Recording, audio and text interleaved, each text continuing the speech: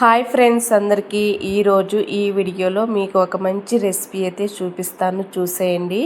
ఇక్కడ తోటకూరతో ఒక మంచి రెసిపీ అయితే చేసినాను, చాలా బాగుంటుంది. వేడి వేడి రైస్లోకి ఈ తోటకూర కూర అయితే చాలా బాగుంటుంది. ఒక్కసారి మీరు ఈ విధంగా నేను చెప్పిన విధంగా మీరు ట్రై చేయండి ఫ్రెండ్స్, తిని చూడండి, చాలా బాగుంటుంది. ఎప్పుడైనా మీరు ఆకు తెచ్చుకున్నారంటే ఈ విధంగా చేసుకోవాల్సిందే, అంత రుచిగా ఉంటుంది. పిల్లలు కూడా ఆకుకూరకు తినని వాళ్ళకు ఒక్కసారి ఇలా చేసి పెట్టండి, వాళ్ళు కూడా చాలా బాగా ఇష్టంగా తింటారు. ఇంకా మా పిల్లలకైతే నేను తోటకూర ఇలాగనే చేస్తాను, ఎందుకంటే మా పిల్లలకి ఇది చాలా బాగా నచ్చింది. మీ పిల్లలు కూడా ఇలా బాగా నచ్చాలి అనుకునే వాళ్ళు ఇలా ఈ విధంగా చేయండి. తోటకూర ఆకు అనేది మనకు చాలా మంచిది హెల్త్కి. ఒకసారి మీరు కూడా ఇలా తిని చూడండి. తోటకూర ఆకు తినడం వల్ల మనకు ఎన్నో మంచి పోషకాలన్నీ ఉంటాయి కదా, మంచిది, ఆరోగ్యానికి కూడా చాలా మంచిది. ఆకుతో ఇలా రెసిపీ చేసుకున్నారంటే ఒకసారి ట్రై చేయని విధంగా నేను ఈ వీడియోలో చూపిస్తాను ఎలా చేసేది అనేది. తోటకూరతో ఏ ఆకైనా ఇలాగనే చేసుకోవచ్చు. ఇప్పుడు ముందుగా ఈ తోటకూర ఆకును శుభ్రంగా వాష్ చేసుకుని ఈ విధంగా కట్ చేసి పెట్టుకోవాలి. ఈ ఆకు వచ్చేసి కొయిటాకు అంటాం మేము. ఇంకా ఏ ఆకైనా మీరు ఇలాగనే చేసుకోండి. ఇప్పుడు ఒక మిక్సీ జార్లో ఇట్లా ఉల్లికారం అనేది తయారు చేసుకుందాం.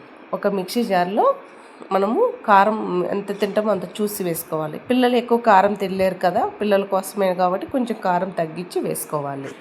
ఎండుమిరపకాయలు ఒక 5-6 అన్న వేసుకోవాలి.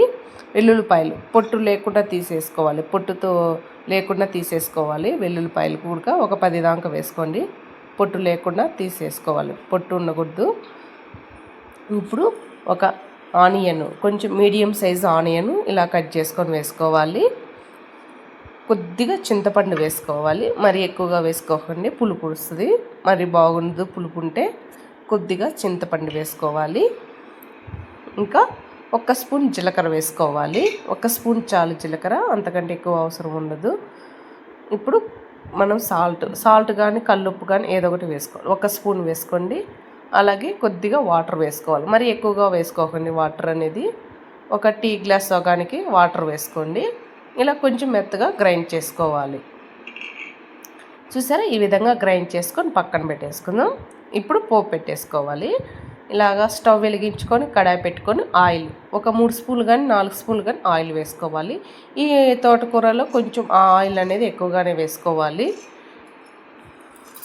ఇప్పుడు ఆయిల్ అనేది కొంచెం బాగా వేడెక్కిన తర్వాత 1 స్పూను పోపు దినుసులు వేసుకోవాలి.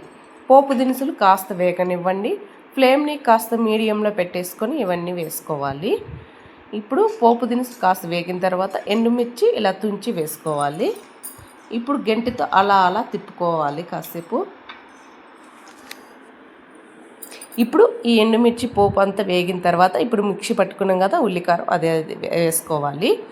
ఇప్పుడు ఇది కొంచెం పచ్చి వాసన పోయిందాక ఆయిల్లో బాగా వేగనివ్వాలి. కొంచెం బాగా వేగిన తర్వాత ఆయిల్ అనేది మనకు పైకి తేలుతూ ఉంటుంది, అట్లా ఉండాలి. కొంచెం పచ్చివాసన పోయిందాక కాస్త ఆయిల్లో బాగా వేగనివ్వాలి. ఇలాగా కాస్త మూత పెట్టేసుకోవాలి మనము. ఇప్పుడు ఇందులో కొంచెం పసుపు వేసుకోవాలి. 1 స్పూన్ వేసుకొని పసుపు వేసుకొని మళ్ళీ ఒకసారి గిన్నెతో బాగా కలిపుకోవాలి. ఇలాగా కొంచెం ఇది పచ్చివాసన పోయిందాక కాసేపు మూత పెట్టేసుకొని కాసేపు వేగనివ్వండి. ఇప్పుడు చూసారా, ఆయిల్ అనేది ఈ విధంగా పైకి తేలుతూ ఉండాలి. అప్పుడు మనకు పచ్చివాసన కూడా పోయినట్టు, కూర కూడా మంచి రుచిగా ఉంటుంది. ఇట్లా ఈ విధంగా ఆయిల్ బాగా తేలుతూ ఉండాలి పైకి. ఇప్పుడు ఈ విధంగా మనము ఉల్లికారం అనేది బాగా వేయించుకోవాలి ఆయిల్లో. ఇప్పుడు తోటకూర అనేది వేసుకోవాలి. ఇట్లా తోటకూర అనేది సన్నగా కట్ చేసుకొని వేసుకోవాలి. ఇప్పుడు ఆకు వేసుకున్నాం కదా, ఈ ఆకు అనేది బాగా మిక్స్ చేసి కలుపుకోవాలి గెంటితో. ఫ్లేమ్ని అలాగే మీడియంలో పెట్టేసుకొని కలిపుకుంటూ ఉండాలి గెంటితో ఇట్లాగా.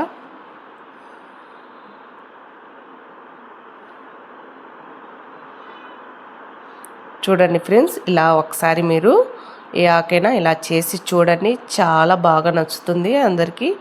ఒకసారి మీరు తిని చూడాలి, బాగా నచ్చుతుంది అని అనుకుంటున్నాను నేనైతే. చాలా బాగుంటుంది.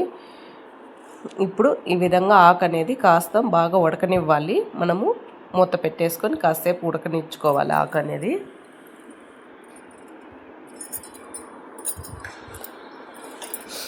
మూత పెట్టేసుకొని మధ్య మధ్యలో మూత తీసేసి గెంటితో ఇలా కలిదిప్పుకుంటూ ఉండాలి.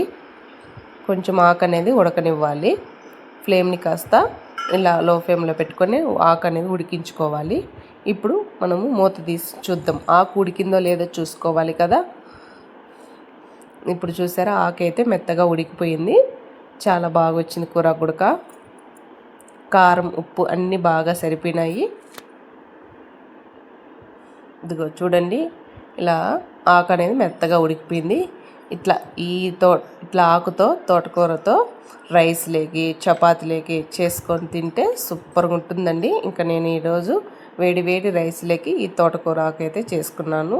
మీరు కూడా ఒకసారి ట్రై చేయండి ఫ్రెండ్స్. ఈ విధంగా చూసారా, ఇప్పుడు వేడివేడిగా కూర వేసుకొని వేడివేడిగా అన్నము రెండు కలుపుకొని తింటే సూపర్గా ఉంటుంది. పిల్లలకైతే, మా పిల్లలకి ఇలాగనే చేసి పెడతాను. ఆకుకూరాకు అయితే మామూలుగా అయితే తినడం లేదు వాళ్ళకి అస్సలకి. వాళ్ళకి నచ్చినట్టు విధంగా కొంచెం లైట్గా కారం ఉప్పు తగిలితే చాలు, తోటకూరలో బాగా ఇష్టంగా తింటారు. అందుకనేసి మా పిల్లల కోసం అయితే నేను ఇలాగనే చేశాను.